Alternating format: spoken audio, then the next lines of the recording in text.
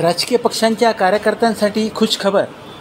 जिल्हा परिषद, पंचायत समिती, नगरपालिका व नगरपंचायतीच्या निवडणुका टप्प्याटप्प्यानंतर दिवाळीनंतर होणार असल्याचे जाहीर झाले आहे.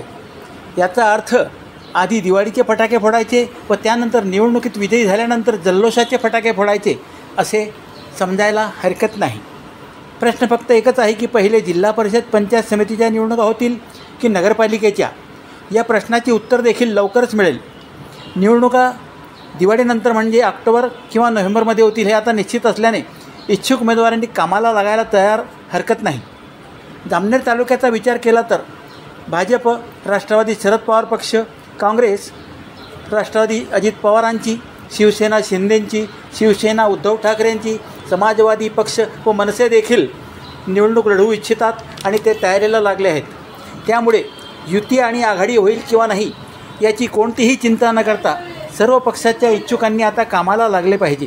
मोठा भाऊ, लहान भाऊ हा विषय बाजूला ठेवून जो निवडून येऊ शकतो त्याने आजपासूनच कामाला लागायला हरकत नाही. कारण निवडणूक जाहीर होताच प्रचाराला फार कमी दिवस मिळणार आहेत. त्यामुळे भाऊ मला उमेदवारी देतील की नाही, किंवा दादा मला उमेदवारी देतील किंवा नाही, किंवा सरांच्या जवळ जाऊनसुद्धा उमेदवारी मिळेल की नाही याची चिंता करत बसायला वेळ नाही आहे. तुम्ही स्वतःच्या हिमतीवर, स्वतःच्या कौशल्यावर, स्वतःच्या जनसंपर्कावर निवडणूक जिंकू शकता आणि तुमच्या पाठीमागे पक्षाचे बॅनर असले तर चिंताच नको. त्यामुळे तयारीला लागा आणि निवडणुकीचे संपर्क वाढवा. जिल्हा परिषदेची असो किंवा पंचायत समितीची असो आणि नगरपालिकेची असली तरी चालेल, परंतु निवडणूक लढवलीच पाहिजे.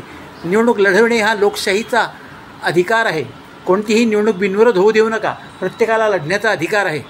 नजीकच्या काळात कांग परिसरमार्फत आम्ही जिल्हा परिषदेचे गट व पंचायत समितीच्या गणाची गट आणि गणनिहाय माहिती प्रसिद्ध करणार आहोतच.